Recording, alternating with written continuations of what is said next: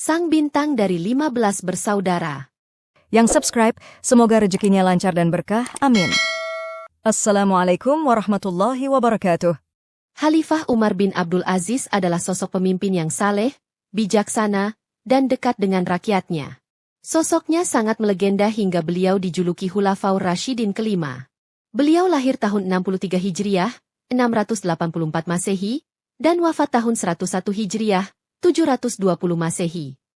Ayahnya bernama Abdul Aziz, putra Khalifah Marwan bin Al-Hakam yang merupakan sepupu Khalifah Utsman bin Affan radhiyallahu anhu.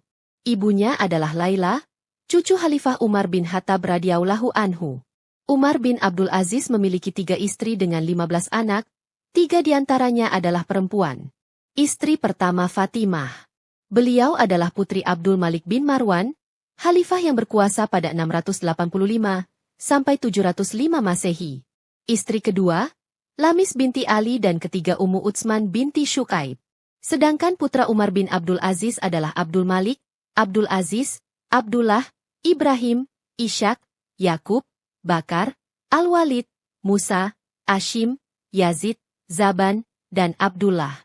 Sementara putrinya adalah Aminah, Ummu Ammar, dan Ummu Abdullah. Putra-putri Umar bin Abdul Aziz memiliki prestasi dalam hal takwa dan tingkat kesalehannya. Akan tetapi Abdul Malik bagaikan inti kalung di antara saudara-saudaranya, atau seperti bintang di tengah-tengah mereka. Beliau adalah orang yang sopan, mahir dan cerdas. Beliau tumbuh dalam ketaatan kepada Allah Subhanahu wa Ta'ala sejak memasuki usia remaja. Abdul Malik paling mirip dengan Abdullah bin Umar di antara seluruh keturunan Al-Khattab. Khususnya dalam hal ketakwaan, rasa takutnya bermaksiat dan takarubnya kepada Allah dengan ketaatan. Tentang Abdul Malik, orang-orang berkata, sesungguhnya dialah yang memberikan motivasi kepada ayahnya, hingga menjadi seorang ahli ibadah dan dia pula yang membimbing ayahnya menempuh jalan zuhud. Ashim sepupu Abdul Malik bercerita, aku tiba di Damaskus dan menginap di rumah putra pamanku Abdul Malik yang ketika itu masih bujang. Kami salat Isya dan setelah itu masing-masing masuk ke kamar tidurnya. Lalu Abdul Malik mendekati lampu dan memadamkannya. Kami pun telah merasa kantuk. Ketika aku bangun di tengah malam dan ternyata Abdul Malik tengah berdiri salat dalam kegelapan, sedangkan ia membaca firman Allah Subhanahu wa Ta'ala. Maka bagaimana pendapatmu jika kami berikan kepada mereka kenikmatan hidup bertahun-tahun? Kemudian datang kepada mereka azab yang telah diancamkan kepada mereka. Niscaya tidak berguna bagi mereka apa yang mereka selalu menikmatinya. Quran Surah Asy-Syu'ara 205-207. Kudengar dia mengulang-ulang ayat tersebut sembari menahan tangisnya, dan akhirnya keluar pula air matanya yang tak mampu dia tahan. Setiap kali sampai di ayat tersebut dia mengulanginya sampai-sampai aku berkata dalam hati, tangisan itu bisa menyebabkan kematiannya. Maka tatkala aku melihatnya aku mengatakan, La ilaha illallah walhamdulillah, seperti yang biasa diucapkan orang tatkala terjaga dari tidurnya, dengan harapan agar ia menghentikan tangisnya begitu mendengar ada orang yang bangun. Tatkala dia mendengarku maka ia pun diam dan aku tidak mendengar lagi isak tangisnya. Fuaha di usia muda Abdul Malik berguru kepada ulama-ulama senior pada zamannya hingga begitu akrab dengan kitabullah, mengambil bagian yang banyak dari hadis Rasulullah Shallallahu Alaihi Wasallam dan mendalami ilmu-ilmu agama. Hingga pada gilirannya beliau masuk dalam kelompok pertama dari fukaha, penduduk Syam pada zamannya kendati masih muda belia.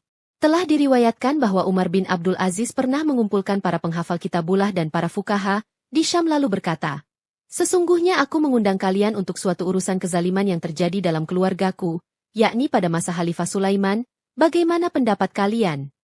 Mereka menjawab, wahai Amirul Mukminin, sesungguhnya hal itu bukanlah tanggung jawab Anda, dan dosanya ditanggung oleh orang yang merampas hak tersebut.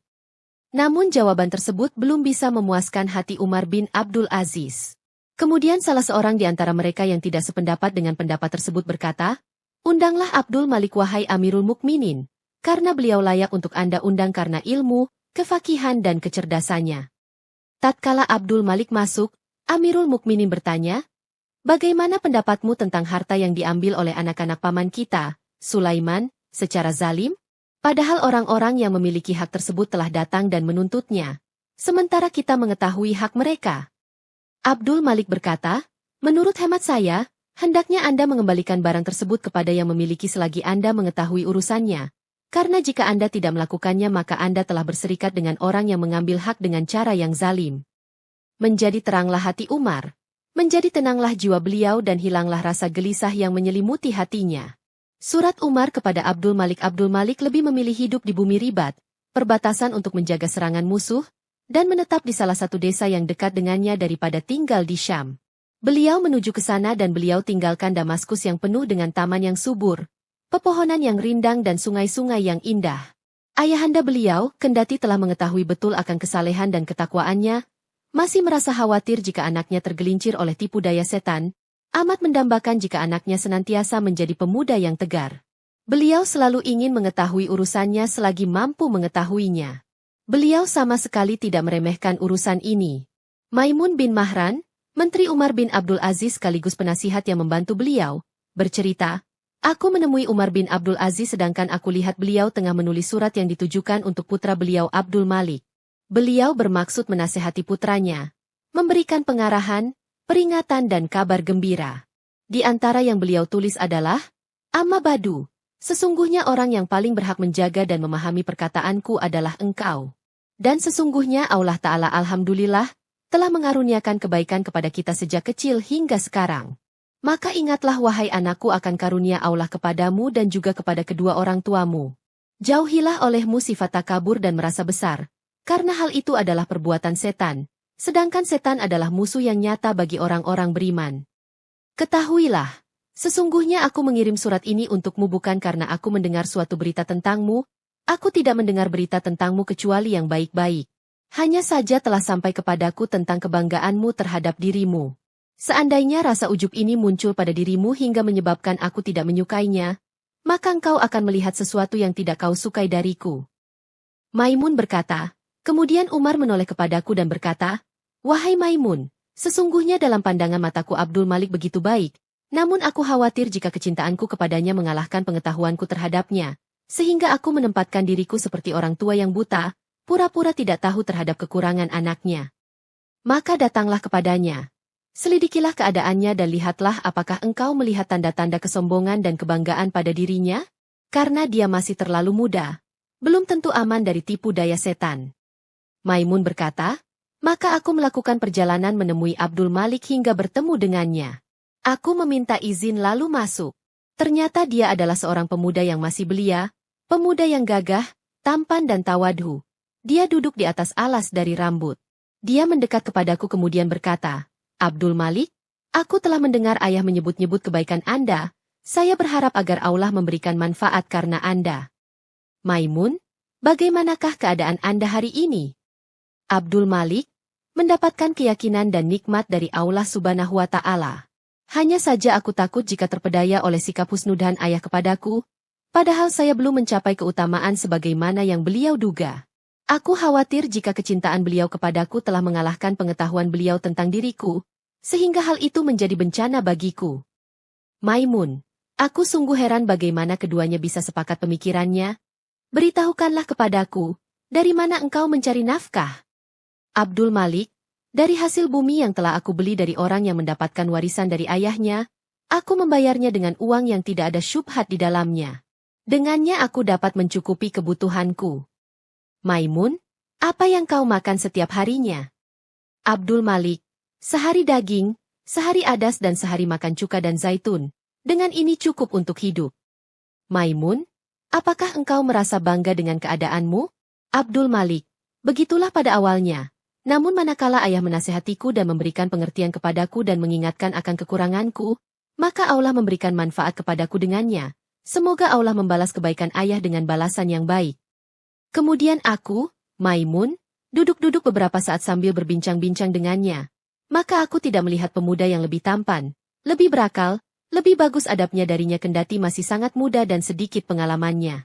Ketika waktu telah menjelang sore, seseorang mendatanginya dan berkata, "Semoga Allah menjadikan Anda sejahtera, kami telah mengosongkannya."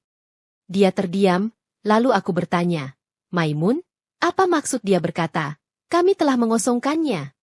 Abdul Malik, kolam mandi. Maimun, ada apa dengan kolam mandi itu? Abdul Malik, orang-orang mengosongkannya untukku. Maimun, sungguh engkau telah melakukan sesuatu yang besar.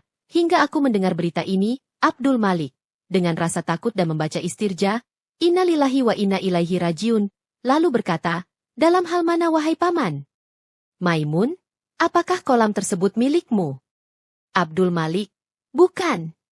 Maimun, lantas atas dasar apa engkau menyuruh manusia keluar darinya kemudian engkau memakainya?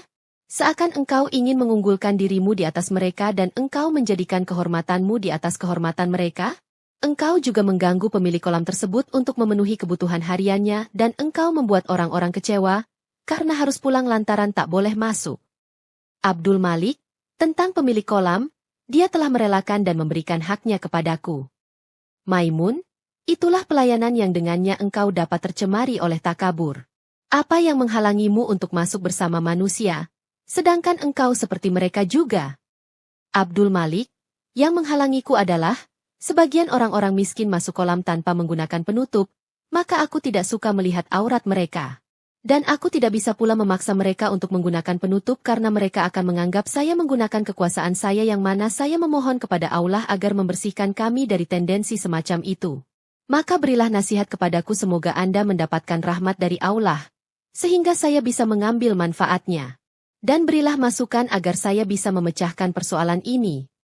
Maimun, tunggulah sampai orang-orang keluar semua dari kolam di malam hari dan mereka telah kembali ke rumah mereka masing-masing. Kemudian barulah kamu masuk kolam. Abdul Malik, baik, aku janji tidak akan masuk ke dalamnya di siang hari setelah hari ini. Kemudian dia diam sejenak seakan memikirkan sesuatu. Lalu dia mengangkat kepalanya dan berkata, saya mohon kepada Anda agar tidak menyampaikan kabar ini kepada ayah, karena aku khawatir dia akan marah kepadaku. Aku takut jika sewaktu-waktu ajal tiba sedangkan beliau dalam keadaan tidak ridha kepadaku. Maimun, jika Amirul Mukminin bertanya apakah aku melihat suatu kejanggalan pada dirimu, maka apakah engkau rela jika aku harus berdusta kepada beliau? Dia menjawab, tentu saja tidak, naudzubillah, akan tetapi Anda bisa berkata, aku memang melihat sesuatu darinya, lalu aku menasehatinya dan memberikan gambaran bahwa urusannya itu besar, kemudian dia mau memperbaiki dirinya. Karena ayah tidak akan meminta Anda untuk membuka rahasia ini selagi Anda tidak menceritakan kepada beliau. Dan Allah Subhanahu wa Ta'ala telah menjaga beliau dari mengorek sesuatu yang menjadi rahasia. Maimun berkata, aku belum pernah melihat seorang anak dan orang tua semisal keduanya. Semoga Allah merahmati keduanya. Semoga Allah meridai Khalifah Rashidin yang kelima Umar bin Abdul Aziz.